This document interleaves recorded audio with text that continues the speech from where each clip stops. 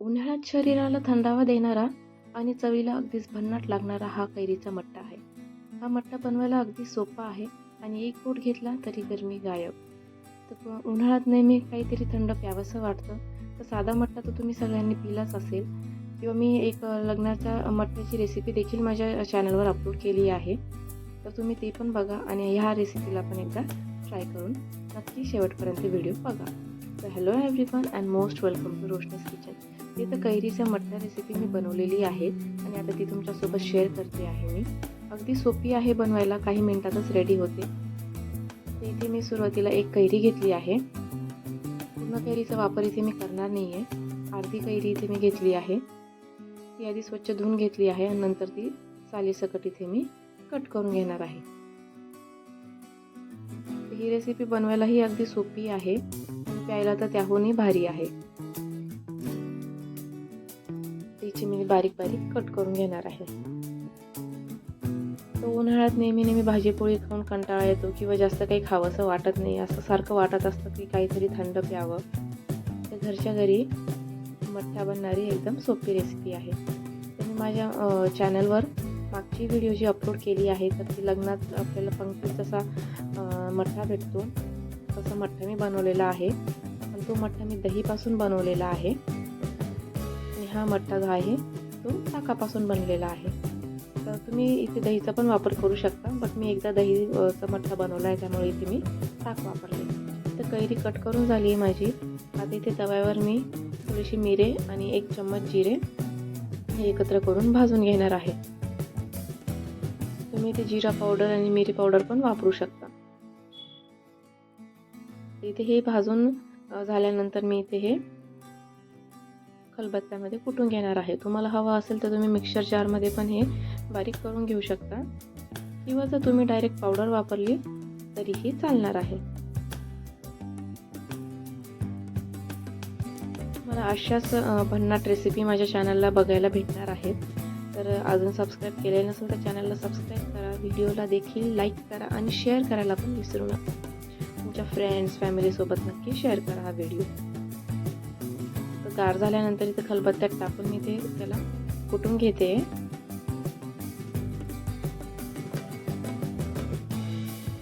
भाजून घेतल्यामुळे त्याची टेस्ट अजूनच छान लागते आणि ते खलबत्त्यामध्येही देखील लवकर कुटले जातात.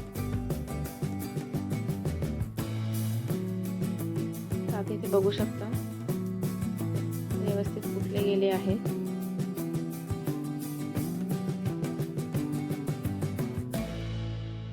जास्तही काही वेळ लागलेला नाही आहे. इथे आता थोडंसं जाडसर आहे, अजून थोडंसं जाड राहिलेलं आहे. थोडं अजून बारीक हवं आहे मला. इथे अगदीच फाईन पावडर म्हणजे एकदमच पावडर नाही झाली आपली तरीही चालेल. थोडंसं जाडसर राहिलं आपल्याला तरी चालणार आहे. इथे हे झालेलं आहे. तर आता इथे एका पातेल्यात मी ताक घेते आहे. इथे मी रेडीमेड ताकाचाच वापर केला आहे. पिशवीचं ताक घेतलं आहे. 1 लिटर ताक इथे मी वापरलेलं आहे. तुम्ही तुमच्या घरात किती मेंबर्स आहेत त्यानुसार इथे ताक घेऊ शकता. ते 2 पिशव्यांचा वापर मी केलेला आहे.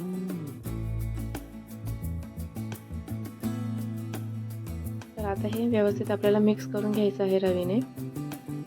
ताक मिक्स करायचं रिझन म्हणजे की आपण जेव्हा हे असं मिक्स करतोय ना तर त्याला एक क्रीमी टेक्स्चर येतं.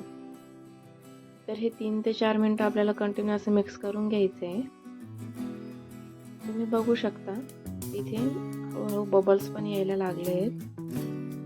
याच्यामध्ये अजून काहीही मिक्स केलेलं नाही आहे मी, फक्त ताक आहे आणि ताकाला आपल्याला असं मिक्स करत राहायचं आहे ज्याने असं एक क्रीमी टेक्स्चर तयार होईल. तर आता आपण इथे मसाला रेडी करून घेऊ. तर इथे मिक्सर जारमध्ये मी आपण कट केलेल्या कैऱ्या आहेत त्या टाकते.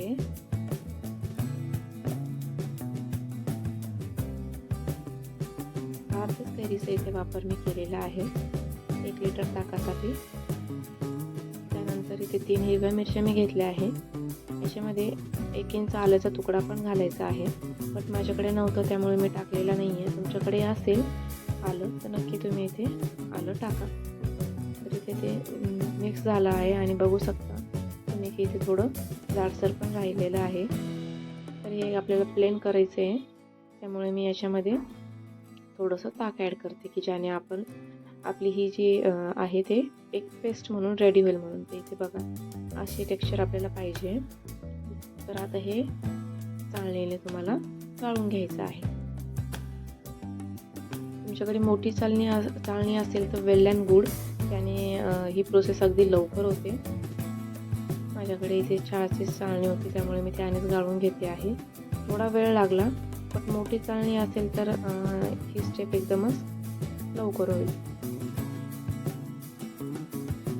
उन्हाळ्यात डिहायड्रेशनचा खूप प्रॉब्लेम होतो, त्यामुळे कंटिन्यू हायड्रेट राहण्यासाठी आपण गार पाणी पितो किंवा काही ड्रिंक्स पितो बाहेरचे ड्रिंक्स वगैरे न पिता हे घरच्या घरीच आपण बनवलेली एकदम सोपी रेसिपी आहे, तर जेणे आपलं हायड्रेटेड पण राहू, तोंडाला देखील चव येईल. हे पिल्यानंतर खरंच एकदम असं भारी वाटतं. दुपारच्या वेळेस स्पेशली दुपारच्या वेळेस पिलं तर झोप पण शांत येते, चांगली येते. यामध्ये तुम्ही थोडंसं साधं पाणी म्हणजे किंवा आपलं गार पाणी ॲड करून जरी मिक्स केलं तरीही चालणार आहे. इथे गाळून झालं आहे आणि हे आपल्याला आता ताकामध्ये मिक्स करायचं आहे.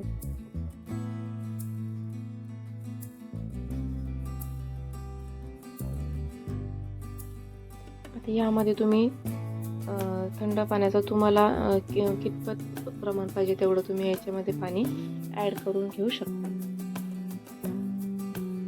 ताक म्हटलं की ताक हा पातळच असतो, घट्ट नसतो जास्त. तर कैरीचं जे आपण पाणी काढलं किंवा रस काढला तो याच्यात टाकल्यानंतर पुन्हा व्यवस्थित आपल्याला मिक्स करून घ्यायचं आहे.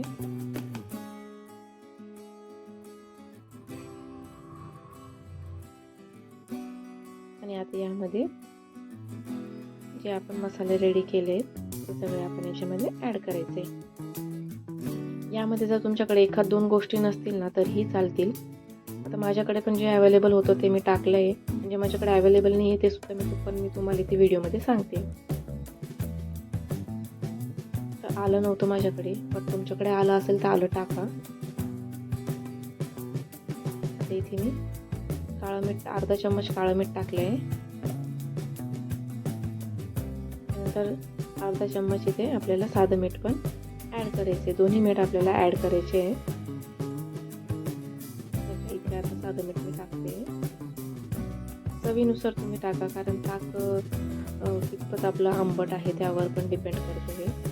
आणि इथे जी आपण काळी मिरी आणि जिरे जे ठेवते त्याची पावडर इथे ॲड करते आणि वरतून 1 चम्मच साखर मी इथे ॲड करणार आहे. आता इथे कैरी टाकल्यामुळे जी टेस्ट आहे ना ती अगदीच आंबट गोड लागते, त्यामुळे एकदम छान बनतं हे. हा मठ्ठा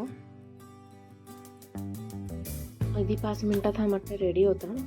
तर त्यानंतर तुम्ही याच्यात तुम्हाला हवं असेल अजून गार पाणी पण ॲड करू शकता आणि आईस क्यूब्स पण टाकू शकता. आईस क्यूब्स ऑप्शनल आहे, तुम्हाला नको हवे असतील तर नका टाकू.